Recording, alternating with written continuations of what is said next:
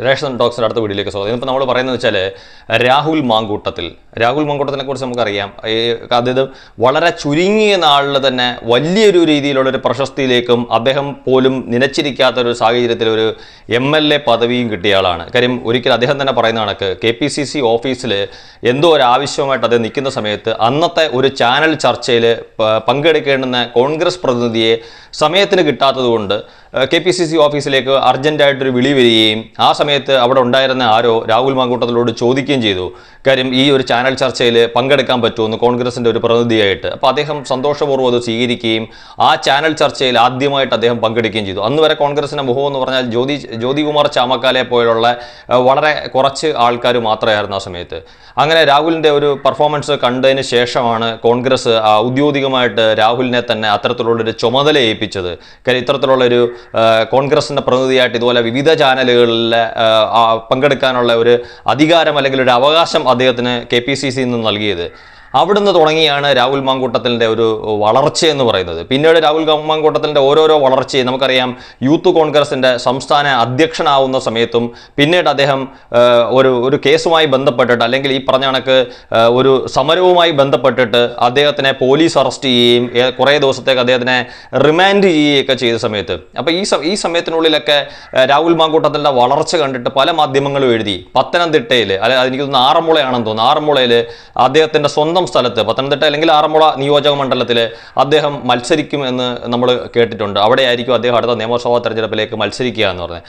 ആ സമയത്ത് ഒരു പാർലമെന്റ് ഇലക്ഷൻ വരികയും പാലക്കാട് നിയമസഭ ഈ പറഞ്ഞ ഒരു MLA ആയിരുന്ന ഷാഫി പറമ്പിലിന് വടകരയിലേക്ക് പോവുകയും ചെയ്യേണ്ടുന്ന സാഹചര്യത്തിൽ ഷാഫി പറമ്പിൽ ഏറ്റെടുത്ത ഒരു റിസ്ക്, അതായത് അദ്ദേഹം തന്നെ KPCCയോട് പറഞ്ഞു വരണം ഇത് കാര്യം ആരോ ആയിക്കോട്ടെ ഷാഫി പറമ്പിലിൻ്റെ ഇഷ്ടത്തിനനുസരിച്ച് രാഹുൽ മാങ്കൂട്ടത്തിനെ ഇവിടെ സ്ഥാനാർത്ഥിയാക്കാവുന്നുണ്ടെങ്കിൽ 100% ആ സ്ഥാനാർത്ഥിയെ വിജയിപ്പിക്കുന്ന കാര്യം താൻ ഏറ്റെടുത്തിരിക്കുന്നു, ആ ഉത്തരവാദിത്വം ഏറ്റെടുത്തിരിക്കുന്നു എന്നുള്ള രീതിയിൽ ഷാഫി പറമ്പിൽ പറയുകയും ഷാഫി പറമ്പിൽ മുന്നിൽ നിന്ന് തന്നെ ആ ഒരു പ്രചരണം നയിക്കുകയും ചെയ്തു എന്നുള്ള കാര്യത്തിനകത്ത് നമ്മളെല്ലാവരും കണ്ടതാണ്. ഇനി അത് എത്ര പേര് നിഷേധിച്ചാലും അതൊരു വാസ്തവം തന്നെയാണ്. എങ്ങനെയായാലും ഷാഫി പറമ്പിലിൻ്റെ ആ ഒരു നേതൃപാഠവും നമ്മളവിടെ അംഗീകരിച്ചേ പറ്റത്തുള്ളൂ. ആ രീതിയിൽ രാഹുൽ മാങ്കൂട്ടത്തിൽ അവിടെ മത്സരിക്കുകയും രാഹുൽ മാങ്കൂട്ടത്തിൽ ജയിച്ച് ഇപ്പോൾ ഒരു MLA ആവുകയും ചെയ്തു. അപ്പം അതിനുശേഷം ഈ അടുത്ത സമയത്ത് എനിക്ക് തോന്നുന്നു രാഹുൽ മാങ്കൂട്ടത്തിനെ അഭിനന്ദിക്കാൻ വേണ്ടി അല്ലെങ്കിൽ അനുമോദിക്കാൻ വേണ്ടിയിട്ട് ഒരു വേദി ഒരു സദസ്സ് കൂടിയ സമയത്ത് PC വിഷ്ണുനാഥ് പറഞ്ഞ കാര്യമാണ്. അതായത് രാഹുൽ മാങ്കൂട്ടത്തിനെ അറസ്റ്റ് ചെയ്യുന്ന സമയത്ത് PC വിഷ്ണുനാഥും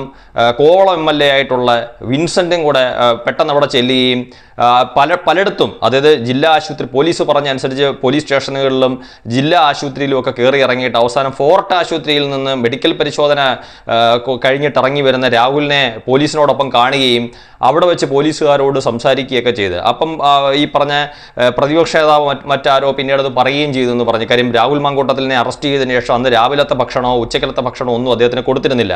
അപ്പോൾ ഇതൊന്നും കൊടുക്കാത്ത SIയെ കൊണ്ട് രാഹുൽ മാങ്കൂട്ടത്തിനെ സല്യൂട്ട് ചെയ്യിപ്പിക്കും എന്ന് പറയുകയുണ്ടായി എന്നൊക്കെ പറഞ്ഞിട്ട് PC വിഷ്ണുനാഥിൻ്റെ ഒരു പ്രസംഗം കാണാനിടയായിട്ടുണ്ട്. ശരിയാണ്, നമുക്ക് ആ ഒരു കാര്യത്തിനകത്ത് രാഹുൽ മാങ്കൂട്ടത്തിനെ അഭിനന്ദിച്ചേ പറ്റൂ. കാര്യം യൂത്ത് കോൺഗ്രസിൻ്റെ സംസ്ഥാന അധ്യക്ഷൻ എന്നുള്ള രീതിയിൽ അദ്ദേഹം സമരം മുന്നിൽ നിന്ന് നയിച്ച സമയത്ത് തന്നെ പോലീസുകാരോടായാലും മറ്റുള്ളവരോടാണെങ്കിലും അദ്ദേഹം സംസാരിക്കുന്നത് നമ്മൾ കണ്ടിട്ടുണ്ട്. അദ്ദേഹത്തിൻ്റെ സംസാര രീതി അദ്ദേഹം പെട്ടെന്ന് ഇച്ചിരി ചൂടാവും എന്നുള്ളത് ശരിയാണ്. പക്ഷേ അദ്ദേഹം പറയാനുള്ള കാര്യങ്ങൾ വ്യക്തമായിട്ട് എല്ലാവരോടും പറയുന്ന കൂട്ടത്തിലുള്ളതാണ്. ഇപ്പോൾ അദ്ദേഹം MLA ആയിട്ടുണ്ട്. ഈ പറയുന്ന കണക്ക് അടുത്ത ഒരു തെരഞ്ഞെടുപ്പിന് കോൺഗ്രസ് അധികാരത്തിലെത്തിയാൽ രാഹുൽ മാങ്കൂട്ടത്തിൽ ഒരു പക്ഷേ ഈ ഭാഗ്യം തുണച്ച് അദ്ദേഹം നാളെ ഒരു മന്ത്രിസ്ഥാനത്തേക്ക് വരുത്തില്ല എന്ന് നമുക്ക് ഒരിക്കലും പറയാൻ പറ്റത്തില്ല. കാര്യം എപ്പോഴെങ്കിലും ഒരു സമയത്ത് രാഹുൽ മാങ്കൂട്ടത്തിനെ നമുക്ക് മന്ത്രിയായിട്ട് കാണാൻ സാധിക്കുമെന്നാണ് എനിക്ക് തോന്നുന്നത്.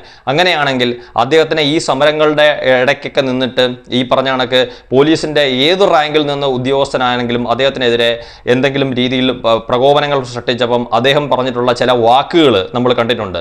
അപ്പോൾ അത്തരത്തിലുള്ള രീതിയിൽ പറഞ്ഞിട്ടുള്ള ഉദ്യോഗസ്ഥർക്ക് നാളെ ഈ പറഞ്ഞ കണക്ക് MLA അല്ലെങ്കിൽ MLA എന്നുള്ള രീതിയിലോ അല്ലെങ്കിൽ നാളെ ഒരു മന്ത്രിയാവുന്ന സമയത്തോ രാഹുൽ മാങ്കൂട്ടത്തിനെ സല്യൂട്ട് ചെയ്യേണ്ടി വരുമെന്നുള്ള കാര്യത്തിനകത്ത് യാതൊരുവിധ സംശയമില്ല. കാര്യം SIയെ കൊണ്ട് തന്നെ സല്യൂട്ട് ചെയ്യിപ്പിക്കുമെന്ന് പറഞ്ഞിട്ട് സല്യൂട്ട് ചെയ്യിപ്പിച്ചെന്നുള്ള രീതിയിലൊക്കെയാണ് വിഷ്ണുനാഥ് അതിനകത്ത് പറയുന്നത് കേട്ടിട്ടുള്ളത്. കാര്യം സല്യൂട്ട് ചെയ്തിട്ടുണ്ടോ എന്ന് നമുക്കറിയില്ല. വിഷ്ണുനാഥ് പറഞ്ഞനുസരിച്ചിട്ടാണെങ്കിൽ സല്യൂട്ട് ചെയ്തിട്ടുണ്ടാവും അല്ലെങ്കിൽ സല്യൂട്ട് ചെയ്യാൻ ഉള്ള സാഹചര്യം ഒരുങ്ങിയിട്ടുണ്ടാവും. എന്തായാലും അത്തരത്തിലുള്ള ഒരു കാര്യത്തിലേക്ക് രാഹുൽ മാങ്കൂട്ടത്തിൻ്റെ ഒരു വളർച്ച നമുക്ക് ഒരിക്കലും തള്ളിക്കളയാൻ പറ്റത്തില്ല. വളരെ നല്ല രീതിയിൽ ഈ പറയുന്ന കണക്ക് കിട്ടിയ സമയത്ത് അദ്ദേഹം ശക്തമായിട്ടുള്ള രീതിയിൽ അദ്ദേഹത്തിൻ്റെ കഴിവ് ഉപയോഗിച്ച് അദ്ദേഹം ഓരോ ചുവടും മുന്നോട്ട് വെച്ചതുകൊണ്ടാണ് അദ്ദേഹത്തിന് ഈ ചുരുങ്ങിയ കാലത്തിനുള്ളിൽ ഈ പറയുന്ന കണക്ക് ഒരു ചാനൽ ചർച്ചകളുടെ ഒരു കോൺഗ്രസ് പ്രതിനിധി എന്നുള്ളിടത്ത് നിന്ന് യൂത്ത് കോൺഗ്രസിൻ്റെ സംസ്ഥാന അധ്യക്ഷനിലേക്കും അതുവഴി നിയമസഭയിലെ 140 MLA-മാരിൽ ഒരു MLA ആയി തീരാനും അദ്ദേഹത്തിന് സാധിച്ചത്. അപ്പം ഈ രാഹുൽ മാങ്കൂട്ടത്തിൽ ഇനിയും ഒരുപാട് വളരട്ടെ, വലിയ നേതൃസ്ഥാനങ്ങളിൽ അദ്ദേഹം ഇരിക്കുന്നത് കാണാനുള്ള അവസരം ഉണ്ടാവട്ടെ. Thank you.